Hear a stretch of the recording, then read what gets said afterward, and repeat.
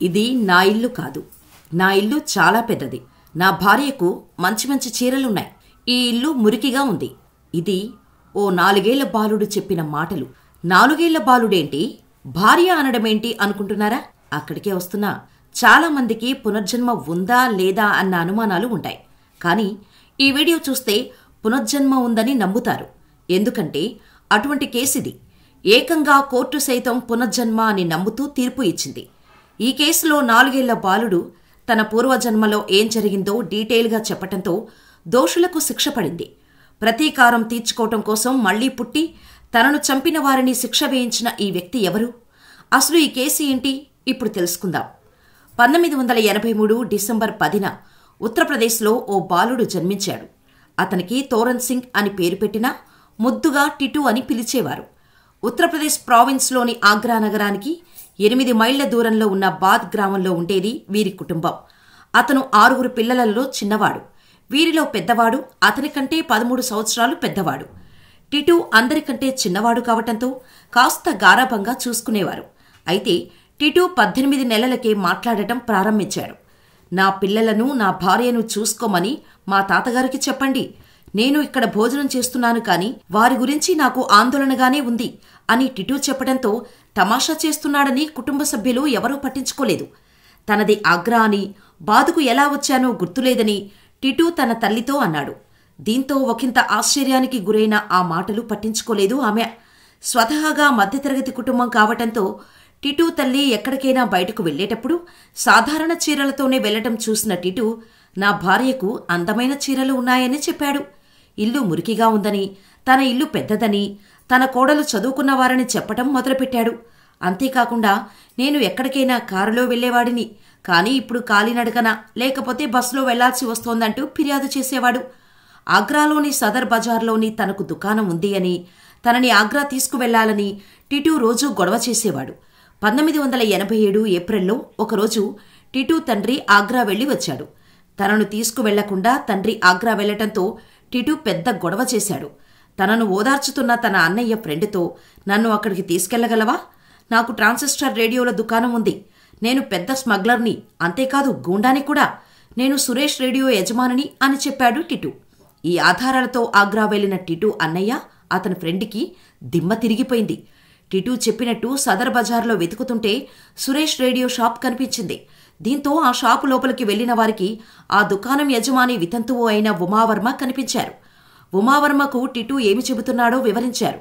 దీంతో black market స్మగ్లర్గా పేరుగాంచిన తన భర్త సురేష్ వర్మను 1983లో ఎవరో కాల్చి చంపేశారని, ఆ చంపినవారు ఇంకా దొరకలేదని ఆమె చెబుతోంది. ఉమా నుండి టిటు గురించి తెలుసుకున్న సురేష్ కుటుంబ సభ్యులు ఏప్రిల్ 1987లో బాదుకు వెళ్లారు. సురేష్ భార్యను, తల్లిదండ్రులను, అక్కడ ఉన్న సురేష్ సోదరులలో ఇద్దరినీ గుర్తించాడు టిటు. సురేష్ జీవితం ఎలా ఉండేదో, అప్పటి పరిస్థితుల గురించి టిటు పూసగుచ్చినట్టు చెప్పాడు. ఇదంతా విన్న టిటు కుటుంబ సభ్యులతో పాటు అటు సురేష్ వర్మ కుటుంబ సభ్యులు ఆశ్చర్యంలో మునిగిపోయారు. ఉమా పిల్లలతో కలిసి వెళ్లిన యాత్ర గురించి, సురేష్ ఇంటి గురించి, దానికి ఉన్న ప్రత్యేకతల గురించి వివరించాడు. అంతేకాకుండా తన కారు తెల్లగా ఉంటుందని చెప్పాడు టిటు. సురేష్ చనిపోయిన రాత్రి ఏం జరిగిందో, సురేష్ ఎలా చనిపోయాడో కూడా వివరించాడు. అప్పటి వరకు టిటు మాటలు వట్టివని కొట్టిపారేశారు కుటుంబ సభ్యులు.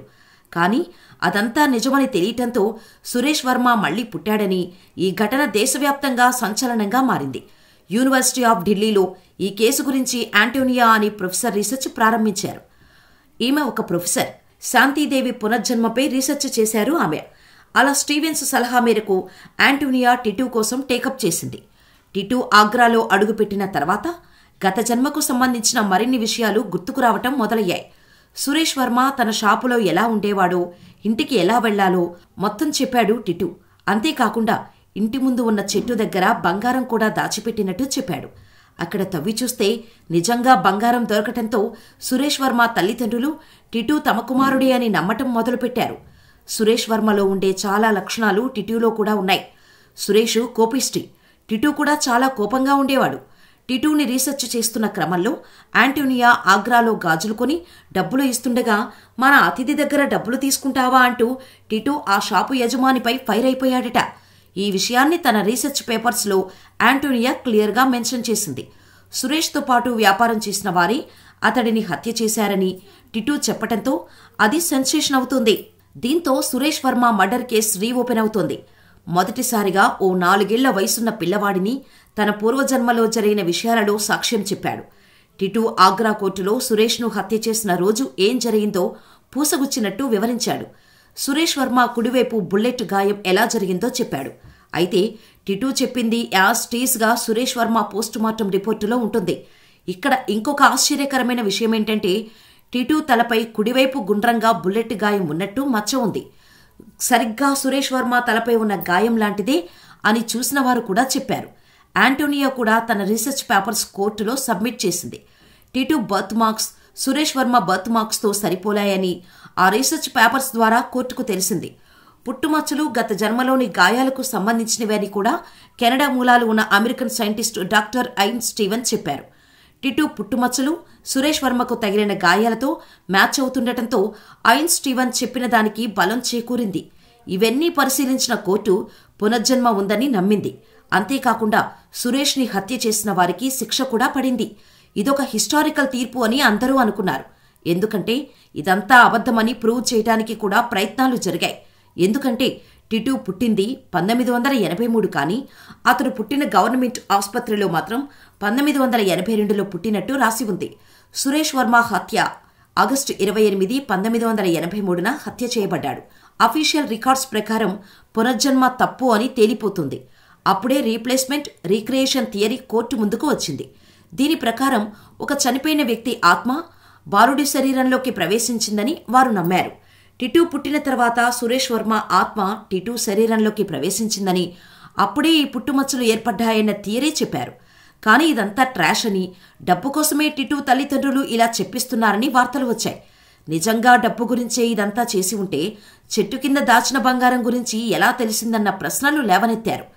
డిసెంబర్ 31, 1988న ఇండియా టుడేలో ప్రచురితమైన ఒక కథనం ప్రకారం అది సురేష్ అని నాకు తెలుసు. కానీ మళ్లీ అదే బంధాన్ని కొనసాగించలేమని సురేష్ వర్మ భార్య ఉమా చెప్పారు.